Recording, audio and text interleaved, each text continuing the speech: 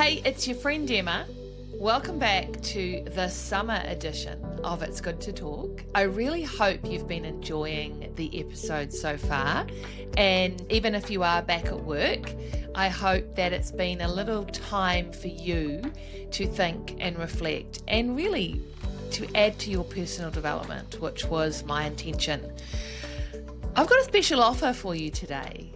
I've got a little secret that I want to let you in. And I only want the people that are listening to this podcast to know this.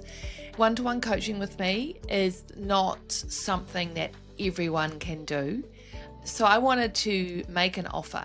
And that is that if something has been activated in you when you've been listening to these episodes, if there's more for you in 2026, then I want to talk to you about a online program I'm going to run in February, March this year called Switch Up 2026. I ran it in person last year and I'm going to run it online this year so I can get to more people. And I want to offer this up to you, the podcast listener, first. It's going to be a 4-week program where we meet for 90 minutes in the evening once a week. And then at the conclusion of the program, everyone will get a one-on-one coaching session with me.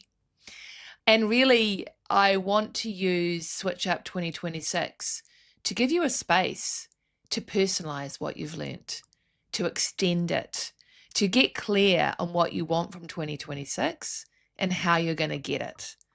We're going to talk about intentions. We are going to talk more about word of the year. We're going to talk about setting and managing boundaries, both at work and at home. And we're going to talk about inner critic as well, because sometimes that can thwart our plans. So if you want to go on the wait list for this before I open it up to more people, send me an email. Send me an email with Switch Up 2026 in the subject line to emma@worksforeveryone.co.nz. WORKS everyone.co.nz. And just tell me you want to go on the wait list. And then when I've got the materials together, I'll send them through to you. You guys will be the first to know. So Switch Up 2026, I'm making it available to podcast listeners first because you've invested in yourself. You deserve it. Drop me an email if you want to go on the wait list. I can send you the details as soon as I have them. Hope you enjoy this week's episode. Onwards and upwards.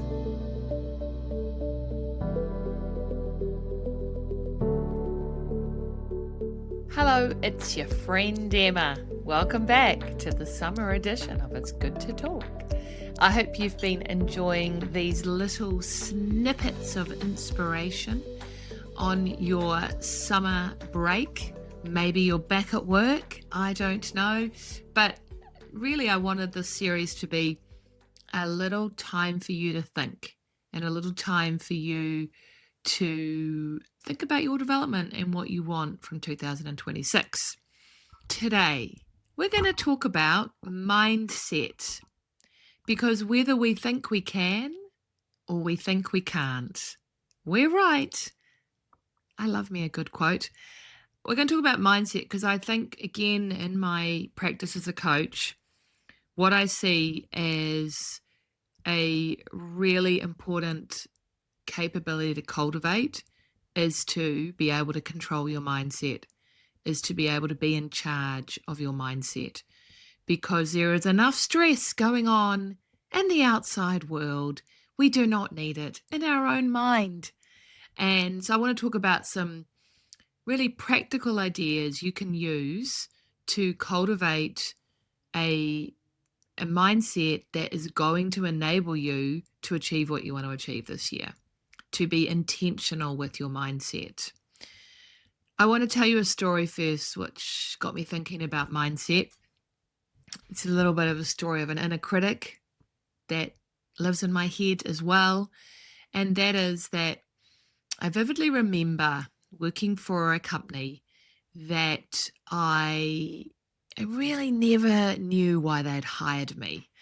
I felt like a little bit of a recruitment mistake most of the time I was there.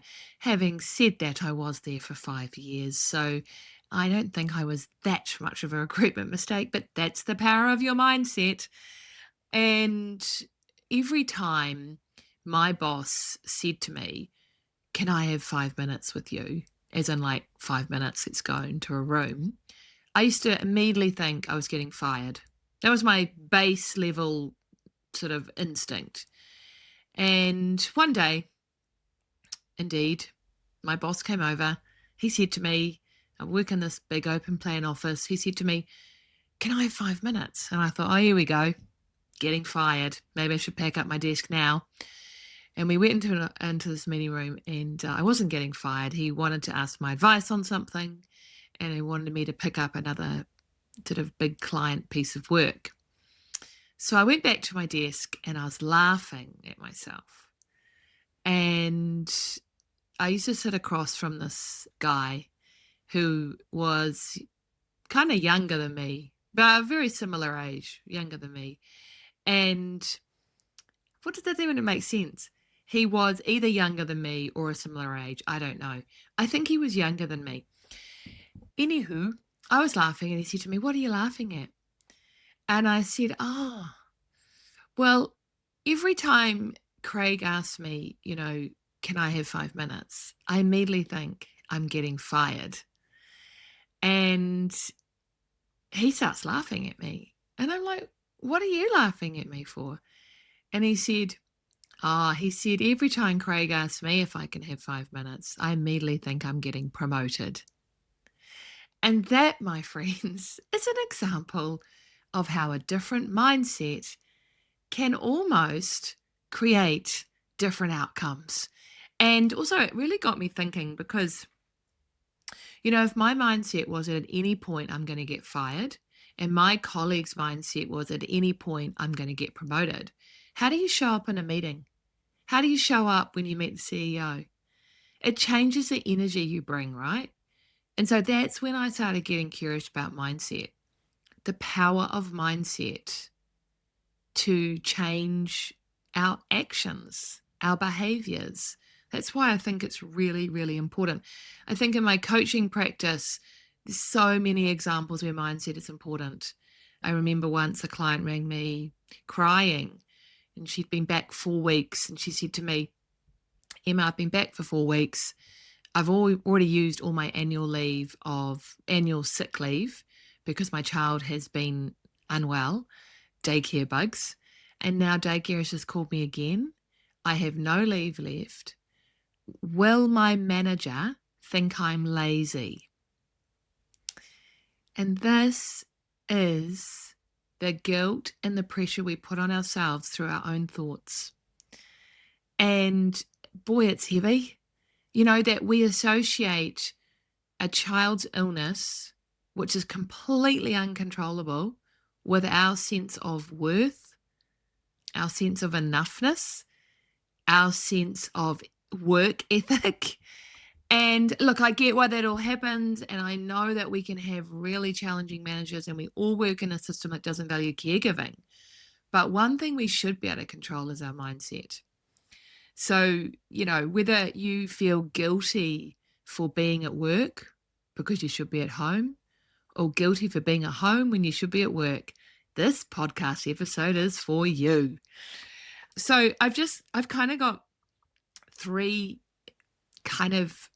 they sound small, but things to think about if you want to be able to cultivate a positive mindset. And look, when I say positive mindset, I don't mean that everything's going to be easy and everything's good and you have to be positive about everything. You don't. But you can be in control of how you think about things. And we can be the master of our own thoughts.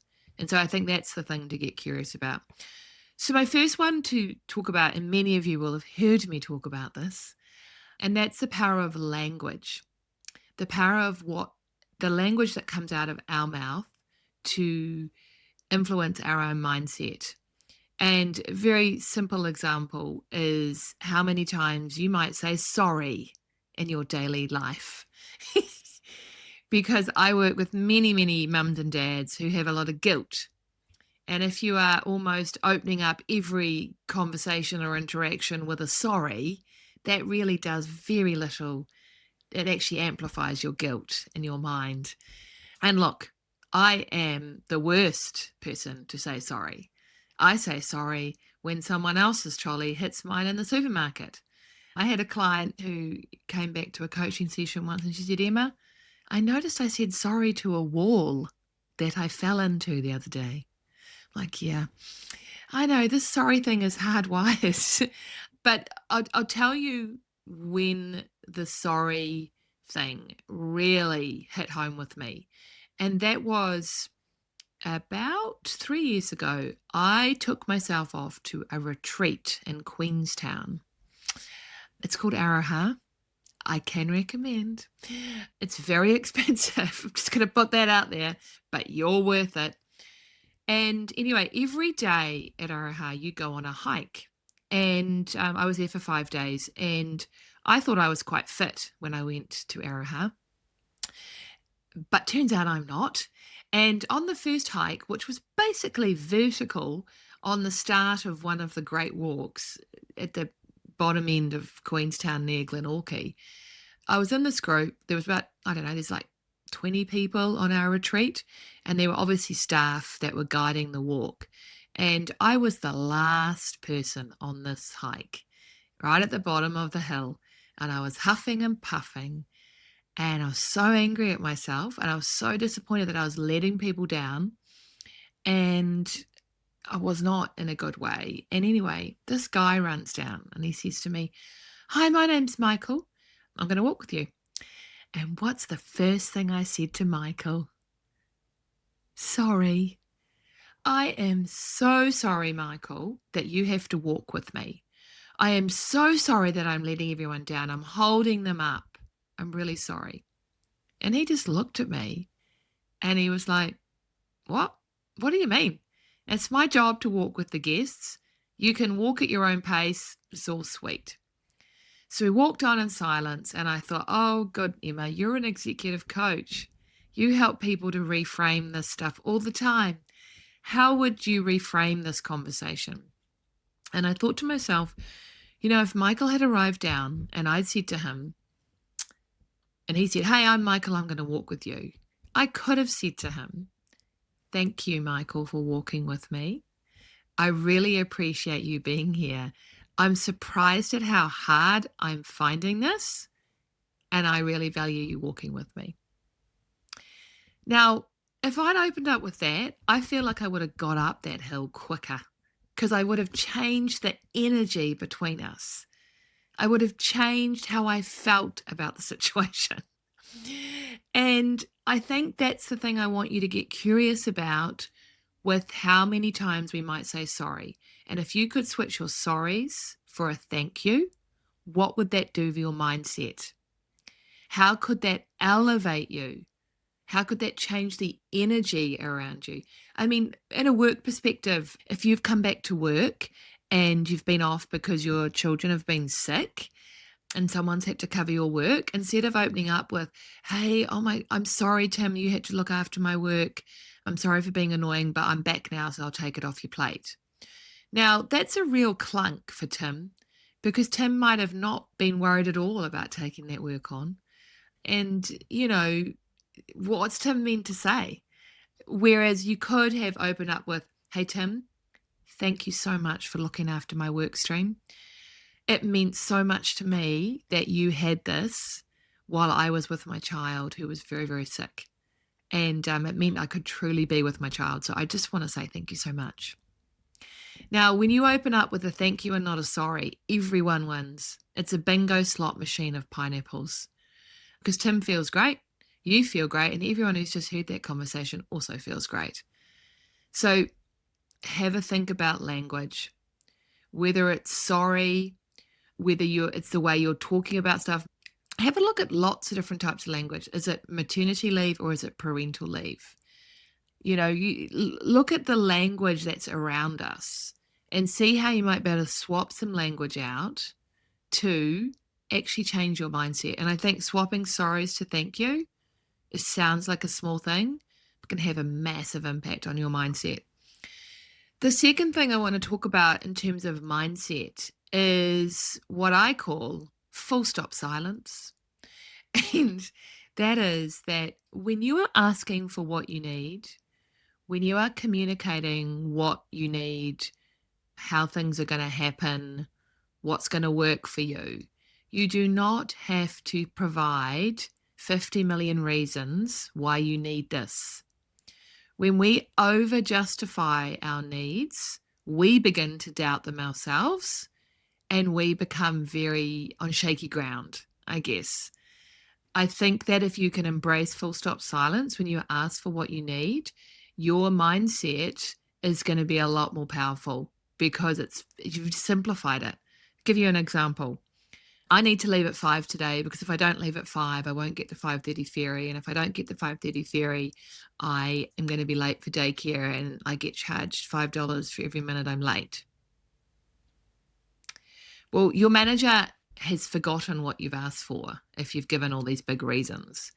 And I think the reasons actually help to really dilute the power of what we've just asked for. And also, if we can lean into full stop silence of, hey, I need to leave at 5 today. I'm back on board at 9. I'll catch up with Annabelle for any actions I've missed. Full stop silence. You are going to feel more confident about leaving at 5. I think, we don't always need to give big reasons. When you give big reasons on why you can or cannot do something, there's a very big risk that the person will use those reasons to convince you that you can or you can't. It's really sales objection handling. If you've ever done any sales training, they will say that they love customers giving objections because you can manage the objections.